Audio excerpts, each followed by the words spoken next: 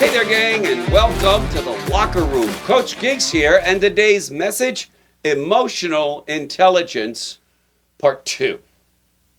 So, yesterday, if you listened, I gave you 4 steps to achieving better emotional intelligence, and it is something we can achieve. High levels of EQ can be had, unlike IQ. You're either born with this brain or not. In the EQ department, we develop higher levels of emotional intelligence, which allows us to deal with ourselves and the world and people in a much more productive way.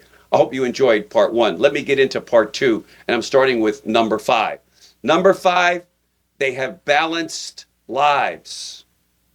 Folks, if you spend 20 hours a day studying, you'll potentially achieve academic intelligence if burnout doesn't get you first.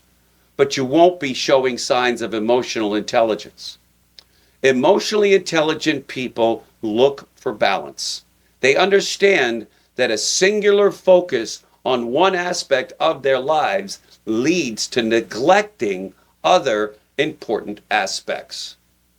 You know, this is super clear for me when I was young, building my business, and I had gotten married and I had my daughter at the time.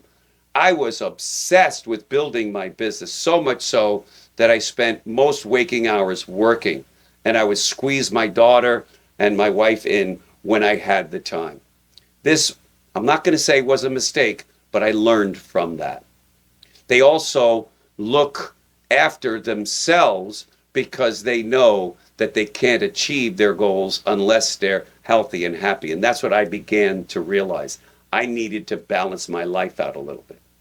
Number 6, they're curious and eager to learn. For the emotionally intelligent, life is full of learning opportunities. They're naturally curious about other people and the world around them, and they take action to satisfy their curiosity. Learning is a vulnerable activity because it necessitates admitting a degree of ignorance, meaning you're not aware. This is why I'm reading all the time. I'm constantly expanding my knowledge. In fact, the more I know, the more I realize how little I really do know. Emotionally intelligent people aren't controlled by their ego. They can admit gaps in their knowledge. They're more interested in filling those gaps than pretending that they don't exist. When I'm weak in an area, I reach out for help. I go look for a book. I get online. I look in the internet. There's always information out there, more than ever in our world, so that you can fill in the gaps. Number 7, they're grateful for what they have. Oh, dear God in heaven. This is an important quality of emotionally intelligent people. They're grateful for everything. If you're always obsessing over what you lack, you're probably lacking emotional intelligence.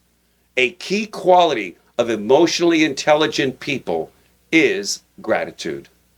They take time to appreciate the great things in their lives, both small and big.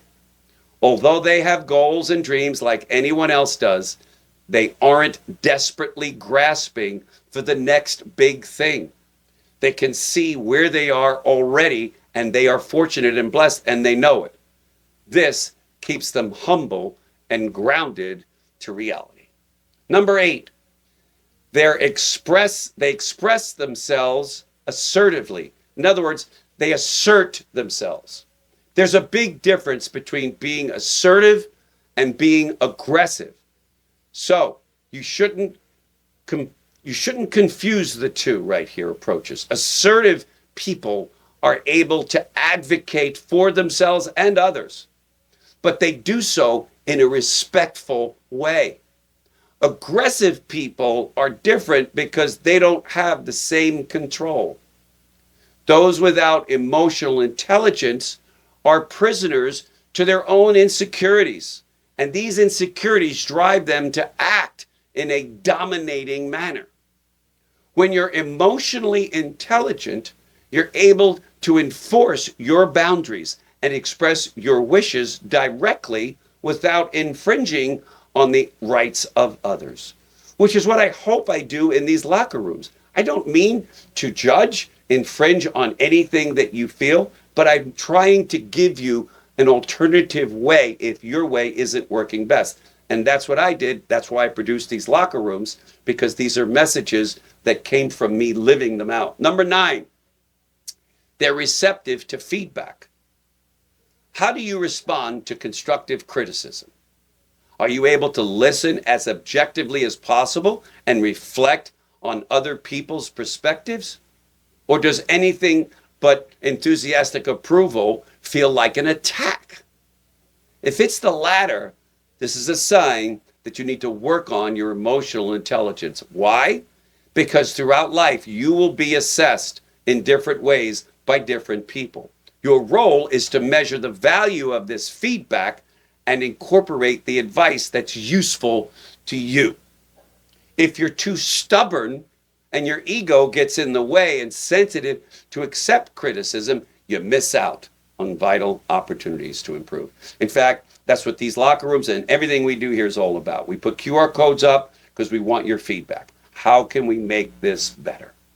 That's my message today, part 2 of emotional intelligence. Stay tuned tomorrow for part 3, and we will have wrapped up the value and how you go about getting higher levels of emotional intelligence cooking for your life. Thanks for joining me, gang, and we'll see you in tomorrow's broadcast.